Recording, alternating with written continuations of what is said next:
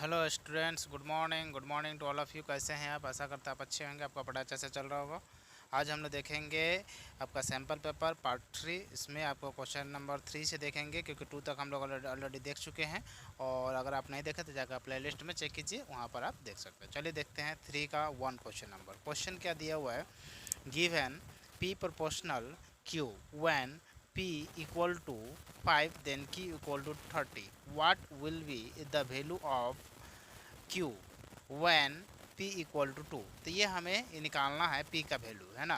तो यहाँ से देखिए, जो जो गिवन में रहेगा वो सब आप पहले लिख लीजिए, ठीक है। तो मैं लिख लेता हूँ यहाँ पर 3 का 1 है, ठीक है। तो यहाँ पर क्या दिया हुआ है? गिवन में दिया हुआ है P proportional to Q। Okay, तो P प्रोपोर्शनल टू Q का क्या मतलब हो जाता है? जब भी ऐसा रहे तो आप ले सकते हैं P इक्वल टू के क्यू। ओके, के क्यू ले लीजिए। उसके बाद अगर हम देखें ओनली के का जो अगर वैल्यू आ जाएगा तो के इक्वल टू क्या हो जाएगा? P नीचे आ जाएगा तो P बाय क्यू हो जाएगा। ओके, तो P बाई क्यू इधर में आपको मिल गया। यहाँ से देखिए वैन P का वैल्यू कितना दिया हुआ? 5। तो यहाँ P का वैल्यू क्या हो जाएगा? तो के इक्वल टू P का वैल्यू कितना आ जाएगा? 5। ओके, और Q का वैल्यू कितना दिया हुआ? 30। ठीक है, तो कैंसिल कर दें, 5 1 जा, और ये कितना हो जाएगा? 5 6 जा। तो के का जो वैल्यू है वो 1/6 मिल गया। ओके, और देखते हैं इधर इसका साइड में अगर हम लोग देखें तो के का वैल्यू कितना मिल गया यहाँ पर? 1/6। ओके, अब यहाँ पर देखिए what will be the value of Q when P equal to 2। अब फिर से दिया हुआ पी इक्वल टू, तो यहाँ से हम फिर से अगेन लेंगे यही सेम। अगर मैं देखता हूँ अगेन पी इक्वल टू के क्यू रखा हुआ है। तो यहाँ से देखिए के का जो वैल्यू है ये क्या दिया? 1/6 ऑलरेडी हमारा पास दिया हुआ है ना। तो यहाँ पर देखिए पी का वैल्यू कितना दिया हुआ है? यहाँ पर देखिए 2 दे दिया हुआ है। तो पी का वैल्यू कितना हुआ? 2। और के का वैल्यू कितना? 1/6 इंटू में क्यू। तो 6 को अगर 6 को इस साइड भेज दूँ तो क्या हो जाएगा? तो 2 इंटू में 6 इक्वल टू क्यू। तो 6 इंटू 2 कितना होता है? 12 इक्वल टू क्यू। तो क्यू का जो वैल्यू होगा वो कितना हो जाएगा? 12। तो यहाँ पर देखिए क्यू का वैल्यू कितना मिल गया हमारा पास? 12 मिल गया। तो find the value of Q का मिला। तो यहाँ पर देयरफॉर लिख सकते हैं, therefore the value of Q equal to 12, और ये हो जाएगा आंसर। आई होप ये आप समझ में आ गया होगा 3 का 1 नंबर क्वेश्चन। चलिए देखते हैं क्वेश्चन नंबर 3 का 2। क्वेश्चन नंबर 3 का 2 क्या दिया हुआ है? Find the value of m such that -3 m का power m plus 1 into -3 power में 5 इक्वल टू -3 पावर में 7। तो देखिए इसका क्वेश्चन नंबर 2 क्या दिया हुआ है? यहाँ से हम लोगों को m का वैल्यू निकालना था। 3 का पावर क्या दिया हुआ? m प्लस 1 दिया हुआ, और इधर में दिया हुआ इक्वल इंटू है -3 का पावर 5 इक्वल टू -3 का पावर में 7। ये हमें गिवन में दिया। तो यहाँ पर जब भी एक चीज़ आपको पता होना चाहिए, a का पावर m है इंटू बी का पावर भी n है, तो दोनों का जब मल्टीप्लाई में रहे तो ये क्या हो जाता है? उसका जो पावर है वो प्लस हो जाता है। तो क्या हो जाएगा? पावर क्या, सॉरी यहाँ पर भी a होगा। जब इस बेस सेम हो तो उसका पावर क्या हो जाता है? प्लस हो जाता है। तो यहाँ पर क्या हो जाता है? m प्लस में n। आई होप ये समझ में आ गया होगा। मतलब जब भी आपका बेस सेम हो तो उसका पावर क्या हो जाता है? प्लस हो जाता है। कब? किस कंडीशन में? जब वो मल्टीप्लाई में हो। और उसी कंडीशन में अगर पावर अलग अलग अगर बेस सेम बट यहाँ डिवाइड रहे, क्या रहे? डिवाइड, तो ये जो पावर है वो क्या हो जाता है? माइनस हो जाता है। ये क्या हो जाता है? माइनस हो जाता है। तो 2 कंडीशन आपको समझ में आना चाहिए। जब डिवाइड हो तो पावर माइनस हो जाता है, और जब मल्टीप्लाई हो तो पावर प्लस हो जाता है। सेम चीज़ यहाँ देखिए, यहाँ पर जो बेस है -3 एंड -3, तो -3 है और बीच में क्या? मल्टीप्लाई। तो दोनों का जो बेस है वो क्या हो जाएगा? दोनों का जो पावर हो क्या हो जाएगा? प्लस हो जाएगा। ये -3 का पावर क्या हो जाएगा? m प्लस 1 और प्लस में 5, और इक्वल टू क्या है? -3 का पावर में 7। तो यहाँ से देखिए 5 प्लस 1 कितना हो जाएगा? 6 हो जाएगा। तो -3 का पावर कितना हो जाएगा? m प्लस में 6 इक्वल टू -3 का पावर कितना हो जाएगा? 7। तो यहाँ देखिए -3 क्या हो जाएगा? कैंसिल हो जाएगा। तो क्या बचेगा? m प्लस में 6 इक्वल टू 7। तो 6 को उस साइड भेज देते हैं, तो m इक्वल टू 7 माइनस में 6। ओके, तो m का जो वैल्यू है वो कितना आ जाएगा? 1 हो जाएगा। और यहाँ पर लिख सकते हैं therefore the value of m equal to 1। तो आई होप ये समझ में आ गया होगा। आंसर क्या हो जाएगा इसका? 1। इसका हो जाएगा 3 का 2 का। ठीक है, तो नेक्स्ट चलते हैं, देखते हैं क्वेश्चन नंबर 3 का 3 नंबर। नेक्स्ट क्वेश्चन है 3 का 3। Find the HCF of two का पावर 3 इंटू 3 का पावर 2 इंटू 5 का पावर, इसमें कुछ नहीं है, इसका मतलब 1 होता है। और इधर है 2 का पावर 3 एंड 3 का पावर 2 एंड 5 का पावर 2। तो हमें इसका क्या निकालना है, एचसीएफ निकालना। यहाँ पर आपको दो क्वेश्चन पूछ सकता है, एचसीएफ भी बोल सकता है और एलसीएम भी बोल सकता है। तो पहले आप दोनों पावर लिख लीजिए। तो क्या है, 2 का पावर 3 इंटू क्या दिया हुआ, 3 का पावर 2 इंटू 5 का पावर नहीं कुछ है तो 1 है। और नीचे में देखिए क्या दिया हुआ है, 2 का पावर 2 इंटू 3 का पावर 2 इंटू 5 का पावर 2। तो जब भी आपको क्या निकालने दे, एचसीएफ, क्या दिया हुआ, एचसीएफ। दो चीज़ दे सकता है, या तो एचसीएफ दे या तो एलसीएम देगा, दो ही चीज़ आपको दे सकता है। तो अभी एचसीएफ दिया हुआ है, तो एचसीएफ में देखिए ये दोनों में से पावर जो सबसे छोटा पावर होगा वो एचसीएफ होगा। तो देखिए 2 का पावर 2 है, ये 2 का पावर 3 है, तो दोनों में से छोटा कौन है, ये वाला पावर है। तो यहाँ पर लिख लीजिए 2 का पावर 2। फिर इसमें देखिए 3 का पावर 2 और यहाँ पर भी 3 का पावर 2, दोनों में सेम ही है क्या, हाँ। तो दोनों में अगर आपका सेम ही है तो सिर्फ क्या हो जाएगा, 3 का पावर 2 है, क्योंकि दोनों में क्या है, सेम ही है। उसका बाद यहाँ पर देखिए 5 का पावर 2 5 का पावर 1, जब 5 का पावर 2 भी और 5 का पावर 1 में है तो दोनों में से छोटा कौन है, 5 का पावर 1, तो ये वाला ले लिया। अब यहाँ से देख लेते हैं, सॉल्व करेंगे तब 2 का पावर 2 कितना हो जाएगा 4, 3 का पावर 2 कितना हो जाएगा 9 और इसका कितना 5 ही है। तो यहाँ से देखिए अगर आप सॉल्व करें तो 5 इंटू 4 20, 20 इंटू 9 180, कितना हो जाएगा 180, 180 हो जाएगा। क्या हो गया, ये एचसीएफ हो गया 180। ओके, तो ये एचसीएफ कितना मिल गया हमको, 180 मिल गया। अगर हमको एलसीएम निकालने देता तो क्या है, तो इस दोनों में जो सबसे बड़ा रहता है, ये 2 का पावर 2 और 2 का पावर 3 में से बड़ा कौन है, तो 2 का पावर 3 है। यहाँ से दोनों में से बड़ा कौन है, तो दोनों सेम ही है, तो यही हो जाएगा। यहाँ से दोनों बड़ा में से कौन है, तो 5 का पावर 2 हो जाता। तो यहाँ से देखिए कितना हो जाएगा, 2 का पावर 8 हो जाता और 3 का पावर 2 ये 9 हो जाता और ये कितना हो जाएगा 25 हो जाता। तो ये कितना 25, ये 200 और 2 गुना 9 कितना हो जाएगा 18, ये हो जाएगा 1800, ये हो जाता। तो ये हो गया रिक्वायर्ड एचसीएफ मिल गया और ये क्या मिल गया, एलसीएम मिल गया। तो हमें क्या निकालने दिया था, एचसीएफ, तो ये आपका आंसर हो जाएगा 180। एलसीएम ने, जब एलसीएम निकालने दो तो ऐसा निकालना है, एचसीएफ अभी आपको दिया था तो एचसीएफ वाला का आंसर क्या हो जाएगा 180 हो जाएगा। आई होप ये समझ में आपको आ गया होगा। नेक्स्ट देखते हैं क्वेश्चन नंबर 4। नेक्स्ट क्वेश्चन है फाइंड द क्वाड्रेटिक पोलिनोमियल। क्या दिया हुआ है, क्वाड्रेटिक पोलिनोमियल। तो क्वाड्रेटिक पोलिनोमियल में हमें निकालना है the sum of product and sum and product whose zeroes are, कितना दिया हुआ 5 दिया हुआ है और एक कितना दिया हुआ 3 दिया हुआ। तो यहाँ पर सम कितना दिया, सम ऑफ जीरो दिया हुआ -5 एंड प्रोडक्ट ऑफ जीरो कितना दिया 3। तो यहाँ से देखिए पहले आप आराम से इसको कैसे लिख लीजिए, सम ऑफ जीरोस इक्वल टू -5, आराम से लिख दीजिए। और यहाँ पर लिख लीजिए प्रोडक्ट ऑफ जीरोस, ये कितना दिया हुआ है 3, आराम से ये लिख लिए। Sum of zero and product of zero दिया हुआ। और याद रखना है इसमें दो कंफ्यूज हो जाता है, ये सम ऑफ जीरो दे देता है, कभी कभी क्या हो जाता है सिर्फ जीरोस दिया रहता है। तो ये दोनों में ध्यान रखना है, जब आपको सम और जीरो दे डायरेक्ट ऐसा बताता है quadratic polynomials the zeroes are, ऐसा अगर आपको दिया रहता तो उसका बनाने का अलग सा प्रोसेस होता है। बट आपका क्वेश्चन में सम्स एंड प्रोडक्ट, इसीलिए आपको ये डायरेक्ट हो गया। ये चीज़ को ध्यान रखना, नहीं तो ये हमेशा गलत हो जाता है एग्जाम में। तो इस चीज़ को रखिएगा कि सम ऑफ जीरो है ना, डायरेक्ट जीरोस दिया हुआ है। ओके, तो सम ऑफ जीरो इतना दिया, प्रोडक्ट ऑफ जीरो। अभी हमको निकालना है क्या क्वेश्चन में, फाइंड द क्वाड्रेटिक पोलिनोमियल। तो क्वाड्रेटिक पोलिनोमियल का कुछ फॉर्मूलास होता है, ठीक है। तो क्वाड्रेटिक पोलिनोमियल इसका जो फॉर्मूला होता है आपका, वो आपको फॉर्मूला याद रखना पड़ेगा। इसको मैं लिखता हूँ k into x square minus sum of zero into x, और इधर में आ जाएगा आपका, यहाँ माइनस है तो यहाँ पर आ जाएगा आपका प्लस प्रोडक्ट ऑफ जीरोस। ठीक है, ये लाइन आपका आगे है तो आप लिख सकते हैं, बट मेरे पास कम था जगह तो इसलिए मैंने लिखा। तो क्या होता है k into x square minus sum of zero into x plus product of zero. Okay, तो इस पर हम लोग सेटिस्फाइड कर देंगे। देखिए k को k ही रख सकते हैं, कोई बड़ी बात नहीं है।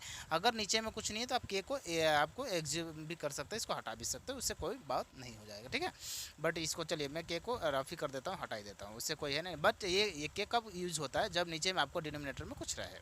ठीक है, तो मैं k को अभी नीचे है नहीं कुछ, तो इसीलिए हटा रहता हूँ। ओके, यहाँ से देखिए x square minus sum of zero कितना था, सम ऑफ जीरो -5 था, तो ये पहले से माइनस है, एक और माइनस आ जाएगा और इधर में एक्स आ जाएगा। ठीक है, ध्यान से रखना। और इसके बाद प्लस है, प्रोडक्ट ऑफ जीरो कितना है 3 है, और इसका बाद ये आपको ब्रैकेट में कर दिया। उसके बाद देखिए एक्स स्क्वायर माइनस माइनस कितना हो जाएगा प्लस 5x प्लस में 3। तो यहाँ से आपका जो है एक क्वाड्रेटिक पोलिनोमियल का हमको मिल गया इक्वेशन। तो यहाँ पर क्या मिल गया, क्वाड्रेटिक पोलिनोमियल का इक्वेशन मिल गया, और ये आपका क्या बन जाएगा, आपका कंप्लीट आंसर बन जाएगा। आई थिंक ये आपको समझ में आ गया होगा। ठीक है, तो चलिए देखते हैं क्वेश्चन नंबर 5 के और। ठीक है, नेक्स्ट क्वेश्चन है 5 नंबर क्या देखिए, देखिए solve x minus y equal to 26 and x equal to 3y। तो देखिए क्वेश्चंस दिया हुआ है 5 नंबर, आराम से बनाते हैं इसे। x minus y equal to 26, इसे हम लोग मान लेंगे इक्वेशन फर्स्ट। ओके, नेक्स्ट है x इक्वल टू 3y, और इसे हम लोग मान लेंगे इक्वेशन सेकेंड। ओके, ये आप समझ में आ गया होगा। अब इसे देखिए इस ये वाले इक्वेशन 2 को इक्वेशन 1 में हम लोग क्या कर देंगे, पुट कर देंगे। ठीक है, तो यहाँ पर मैं लिख देता हूँ putting x equal to 3y in equation first. तो इसे पुट करूँगा तो क्या हो जाएगा आपका, यहाँ पर देखिए x minus y equal to 26 है, और यहाँ पर x का वैल्यू क्या रखा, 3y रखा है। तो यहाँ पर 3y रख देता हूँ, और माइनस में y पहले से इक्वल टू 26 हो जाएगा।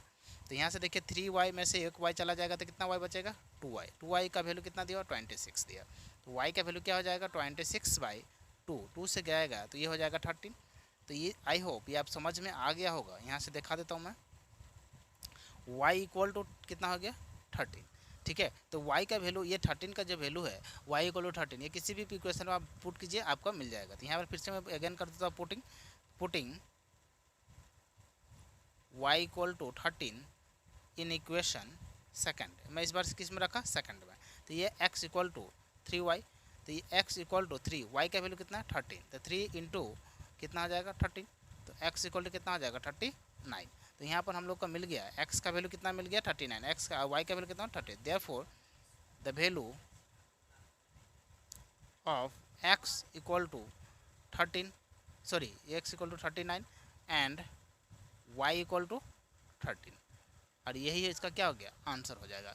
तो आई होप ये आपको क्वेश्चन नंबर 5 आराम से समझ में आ गया होगा। अब फिर से हम लोग देखते हैं क्वेश्चन नंबर 6। ओके, चलिए देखते हैं क्वेश्चन नंबर 6। नेक्स्ट क्वेश्चन है, क्वेश्चन नंबर 6 दे दिया, the coach of cricket team buy 3 bat and 6 balls ₹3,900। Later he buys 1 bat and 3 balls of the same kind for ₹1,300। Represent this situation algebraically. तो इस चीज़ को समझिएगा। पहले तो हम लोग को ये पता करना पड़ेगा कि एक बैट का दाम कितना है और एक बॉल का दाम कितना, उसके बाद ही आप कुछ ले सकते हैं। ठीक है, तो मैं यहाँ पर क्वेश्चन नंबर 6 है, यहाँ पर लेट कर लेता हूँ, लेट, क्योंकि पता नहीं है, जब भी पता नहीं रहे तो आपको लेट करना चाहिए। लेट द कोस्ट ऑफ एक बैट का, ठीक है, let the cost of 1 bat, या फिर ईच बैट भी आप इस कर सकते हैं, each bat BAT, each bat. अब इसका कितना, बी ₹X, मैंने कितना लिया, X। उसी तरह अगर हम बैट का ले लिया तो आप बॉल का लिखेंगे, एंड यहाँ लिख देता हूँ, and the cost of each ball ₹Y। तो मैंने क्या क्या रखा, एक बैट का दाम X रखा और बॉल का दाम Y रखा। अब यहाँ से देखिए कंडीशन है, दो केस दिया हुआ है। केस वन में क्या दिया हुआ है कि उसने कितना बैट खरीदा, 3 बैट। तो बैट का दाम कितना, एक ठू बैट का दाम X है, तो 3 बैट का दाम कितना हो जाएगा 3X, प्लस बॉल कितना ठू खरीदा, 6 बॉल, एक ठू बॉल का दाम ₹Y, तो 6 बॉल का दाम ₹6 इक्वल टू 1,300, और इसे हम लोग मान लेंगे इक्वेशन फर्स्ट। ओके, उसी तरह केस 2 में देखिए, केस 2 में क्या दिया हुआ। अब उसके बाद क्या किया उसने, फिर से एंड ही 1 बैट खरीदा, कितना टू बैट खरीदा, एक ही बैट, इस बार एक बैट खरीदा, तो एक बैट का दाम कितना रखा, ₹X ही रखा, तो X हो जाएगा। और उसने 3 बॉल खरीदा तो 3Y हो जाएगा, और इसका दाम कितना, सॉरी पहला जो वाला का दाम 3900 था ना, सॉरी ये 1300 नहीं 3900 हो जाएगा, 3900, और दूसरा वाला का दाम है 1300। ओके, तो ये हो जाएगा, और ये कितना हो जाएगा इक्वेशन 2, और यहीं पर आपको छोड़ देना है, क्योंकि अलजेब्रिकल वैल्यू यहीं तक होता है। इसका बाद आपको पुट करना पड़ेगा जियोग्राफी, जैसे कि एक ग्राफ बनाकर। तो ये आपको ग्राफ नहीं बनाना, डायरेक्ट यहाँ तक ही बोला, यहाँ तक बनाने के लिए तो आप बना दिए। ठीक है, यहीं तक इसका आंसर हो जाएगा। ठीक है, नेक्स्ट चलते हैं क्वेश्चन नंबर 7 की ओर। नेक्स्ट क्वेश्चन है क्वेश्चन नंबर 7, चलिए देख लेते हैं क्या क्वेश्चन दिया हुआ है। क्वेश्चन है फाइंड द वैल्यू ऑफ के के का वैल्यू निकालना for the root of quadratic equation 2x² plus k x plus 3 okay equal to 0 will be real and equal. तो देखिए इसमें 3 कंडीशन होता है, आपको तीनों कंडीशन याद होना चाहिए। ओके तो पहला दिया है, एक होता है रियल एंड इक्वल, दूसरा होता है रियल एंड अनइक्वल, और तीसरा होता है नो रियल रूट्स। तो 3 चीज़ होना चाहिए, तीनों चीज़ आपको याद होना चाहिए। जैसे कि मैं लिख देता हूँ, पहला होता है आपका रियल एंड इक्वल, जैसे आपको दिया हुआ है क्वेश्चंस में। तो ये क्या होता है, रियल एंड इक्वल का जब भी बात करें तो ये आपका हो जाता है b² minus 4ac equal to 0। ये आपका फॉर्मूला बन जाता है रियल एंड इक्वल का। दूसरा बनता है रियल एंड अनइक्वल। ठीक है, तो जब रियल अनइक्वल आ जाए तो ये हो जाता है b² माइनस 4ac। अब ये जो 4ac है वो 0 से क्या हो जाएगा, आपका बड़ा हो जाएगा, 0 से क्या हो जाएगा, बड़ा होगा। ये होता है आपको रियल एंड अनइक्वल। अब तीसरा होता है अनरियल, या फिर अनइक्वल बोल सकता है, अनरियल। ये क्या हो जाता है, अनरियल में जो होता है b² माइनस 4ac, और ये 4ac, और ये जो होता है वो 0 से छोटा होता है, ये c है, हाँ ये 0 से छोटा होता है। ये 3 कंडीशन आपको याद होना चाहिए। ठीक है, तीनों कंडीशन ही आपसे क्वेश्चन में पूछा जाता है कि real and equal, real and unequal, और एक होता है अनरियल। ठीक है, तो तीनों क्वेश्चन ही आपको, जैसे कि b² minus 4ac equal to 0 होता है, तो किस कंडीशन में होगा, जैसे यहाँ पर दिया रियल एंड इक्वल, तो रियल एंड इक्वल के लिए कौन सा कंडीशन होगा, b² minus 4ac equal to 0, तो ये वाला कंडीशन होगा। अगर आपसे पूछा रियल एंड अनइक्वल, तो ये वाला कंडीशन यूज होना, अनरियल मतलब ये वाला यूज होगा। तो तीनों ही कंडीशन आपको याद होना चाहिए। ठीक है, तो क्वेश्चन चलिए पढ़ लेते, लिख लेते पहले। ये है 2x² plus k x plus 3 equal to 0। अब यहाँ पर देखिए हम लोग लिख लेते हैं, a इक्वल टू क्या दिया हुआ है 2, b इक्वल टू क्या दिया हुआ है k, and c equal to क्या दिया हुआ है 3। ओके, तो यहाँ पर रियल एंड इक्वल का बात किया हुआ है, तो रियल एंड इक्वल में क्या आ जाता है, यहाँ पर लिख देता हूँ रियल एंड इक्वल, इक्वल। ठीक है, तो रियल एंड इक्वल में क्या हो जाता है, b² minus 4ac equal to 0। अभी बताया, तो b² का मतलब क्या हो जाता है, b का मतलब हो जाएगा आपका k², b² का क्या मतलब हो जाएगा k² माइनस 4, a का मतलब क्या हो जाएगा 2, और c का मतलब क्या हो जाएगा 3 इक्वल टू 0। तो यहाँ से हो जाएगा k² माइनस कितना हो जाएगा 4 8 8 3 24, ये हो जाएगा माइनस में 24 इक्वल टू 0। तो k² इक्वल टू 24, तो k² है, तो यहाँ पर हमें क्या क्या वैल्यू चाहिए, k का, तो k का वैल्यू क्या हो जाएगा, तो k इक्वल टू √24 हो जाएगा, है ना। और 24 को अगर हम लोग इसको ये करें तो क्या हो जाएगा 6 इंटू 4, 6 इंटू 4 ही क्यों लिया, ये भी आपका दिमाग में क्वेश्चन होगा कि 6 इंटू 4 ही क्यों लिए, क्योंकि हमें एक परफेक्ट नंबर स्क्वायर चाहिए था। परफेक्ट स्क्वायर क्या होता है, 4 होता है, और आपका दिमाग में ऐसा कुछ है कि जो परफेक्ट स्क्वायर से बना, क्योंकि 4 इसलिए लिया क्योंकि इस 4 को मैं बाहर निकाल सकूँ, तो बाहर निकालेगा तो 4 को तो क्या हो जाएगा 2, और अंदर में क्या बजाएगा 6, और ये जो मिलता है वो प्लस माइनस में मिलता है। ठीक है, तो इस चीज़ को आप समझिएगा। तो k का वैल्यू क्या मिल जाएगा आपको, प्लस माइनस 2√6। तो यहाँ पर मैं लिख सकता हूँ therefore the value of k equal two plus minus 2√6, और यही हो जाएगा आपका आंसर।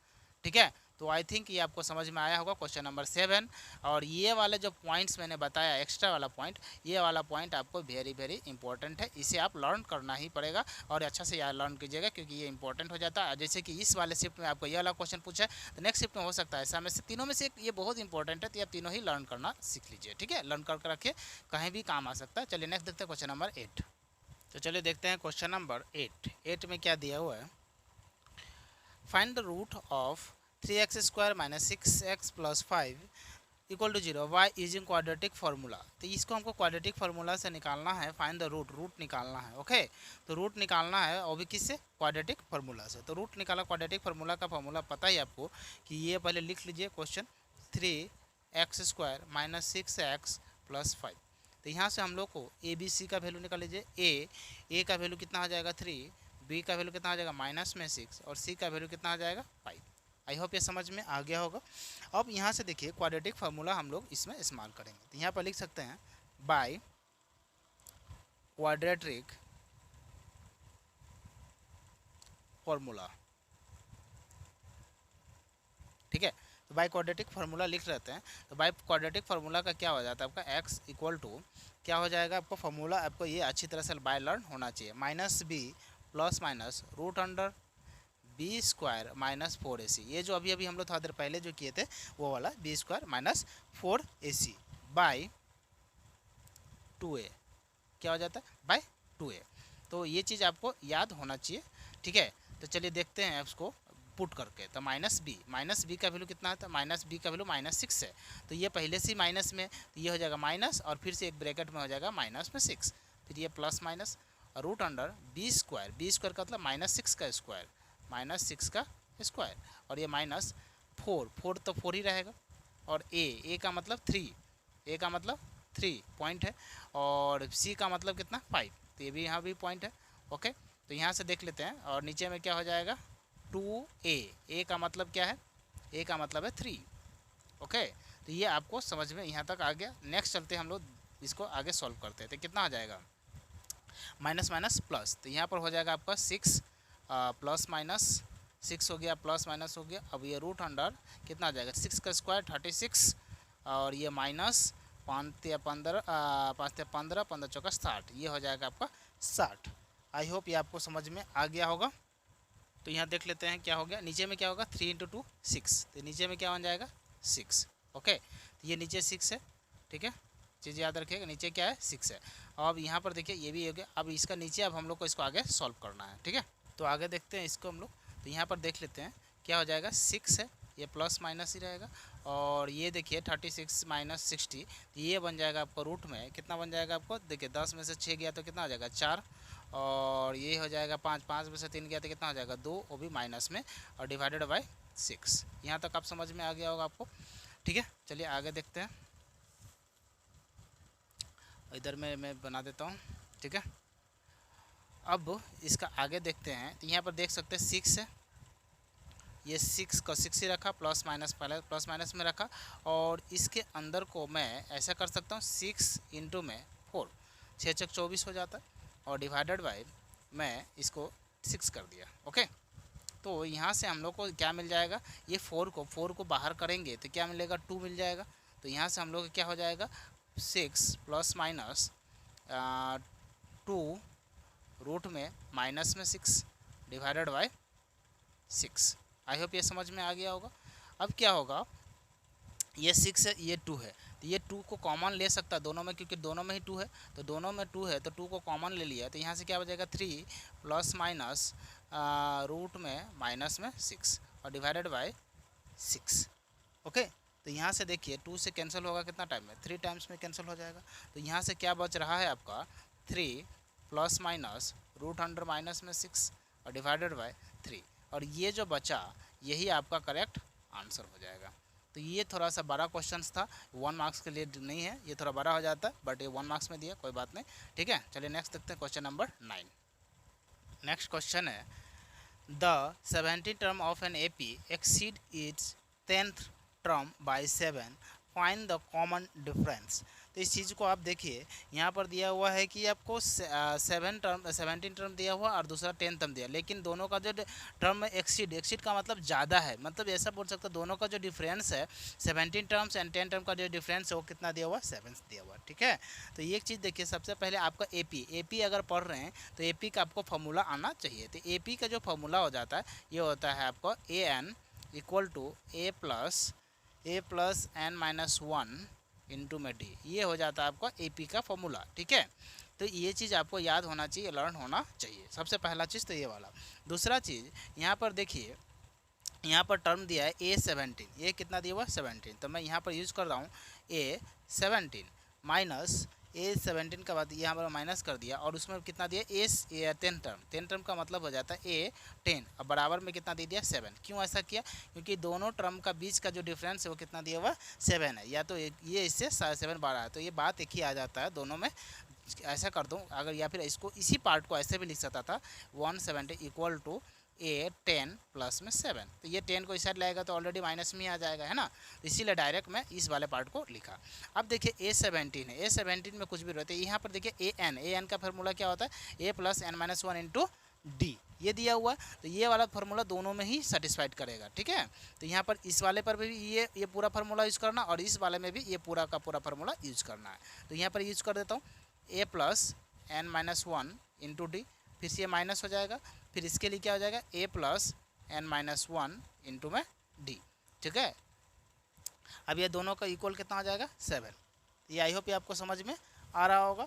अब यहाँ पर देखिए, यहाँ से हम लोग को 2-3 चीज़ क्या होगा, कटकुट हो जाएगा। उससे बाद हम लोग को यहाँ से जो जो वैल्यू है वो सब हम लोग को बैठा देंगे। जैसे देखिए 17 एन का जो वैल्यू है वो कितना दिया हुआ, 17 दिया हुआ, यहाँ पर 10 दिया हुआ, तो ये वैल्यू पुट कर सकते हो। तो यहाँ पर देखिए a प्लस एन का वैल्यू कितना हो जाएगा, यहाँ 17 इंटू डी, 17 - 1 इंटू डी ये हो जाएगा आपको। और इधर में कितना हो जाएगा, a यहाँ माइनस प्लस माइनस होगा 7, यहाँ कितना है 10-1 इंटू में डी, और ये कितना हो जाएगा इक्वल टू 7 हो जाएगा। तो यहाँ से देखिए माइनस है और ये प्लस है, तो ये कैंसिल हो गया। तो 17 - 1 कितना हो जाएगा 16 डी, और यहाँ से कितना हो जाएगा 10 - 1 इंटू कितना हो जाएगा 9 D equal to 7। I hope ये समझ में आ गया होगा। अब यहाँ देखिए 16 में से 9 डी चला जाए तो कितना बच जाएगा, 16 में से 9 चला जाएगा तो ये भी बच जाएगा 7 डी इक्वल टू 7। तो d का जो वैल्यू है d इक्वल टू कितना आ जाएगा 7/7, कैंसिल हो गया 1 टाइम, तो d का जो वैल्यू है कितना आ गया 1 आ गया। तो आई होप ये समझ में आ गया होता है। द कॉमन डिफरेंस कितना आ जाएगा, द कॉमन डिफरेंस इज 1। ठीक है, तो क्वेश्चन नंबर 9 का जो आंसर हो जाएगा कितना हो जाएगा 1 हो जाएगा।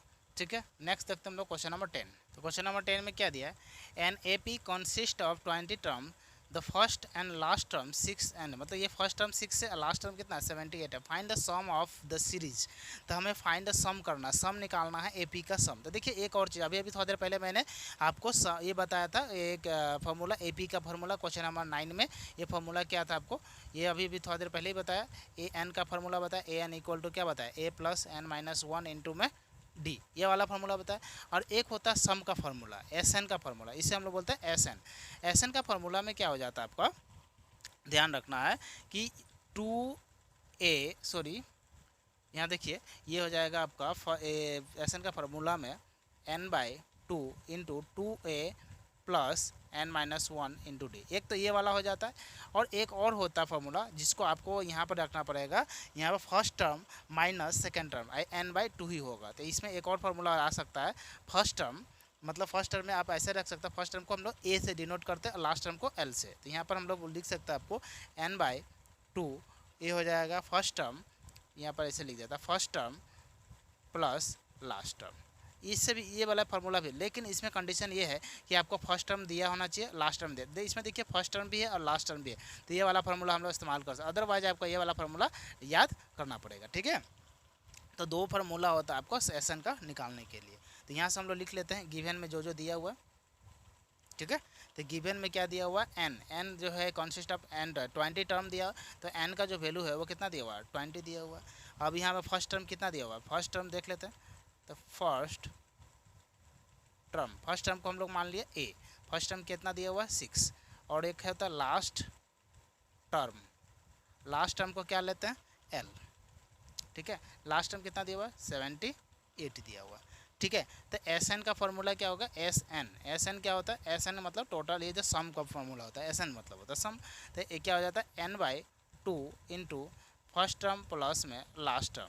ठीक है, तो यहाँ से हो जाएगा एन कितना है 20/2, और फर्स्ट टर्म कितना 6 प्लस में 78, तो ये हो जाएगा कैंसिल, ये 10 बच जाएगा। तो ये 10 प्लस में कितना हो जाएगा, सिर्फ 78 था, तो ये हो जाएगा 8 × 6 = 14 और 7 × 1 = 8, 84, कितना हो जाएगा 84। तो यहाँ से देख लेते हैं 10 इंटू में 84 हो जाएगा, तो कितना हो जाएगा 840। तो यहाँ पर हम लोग का 840 क्या निकल गया, तो सम निकल गया, सम ऑफ द सीरीज निकल। देयरफॉर हम ऐसा लिख सकते हैं, therefore the sum of series, ये हो जाएगा आंसर।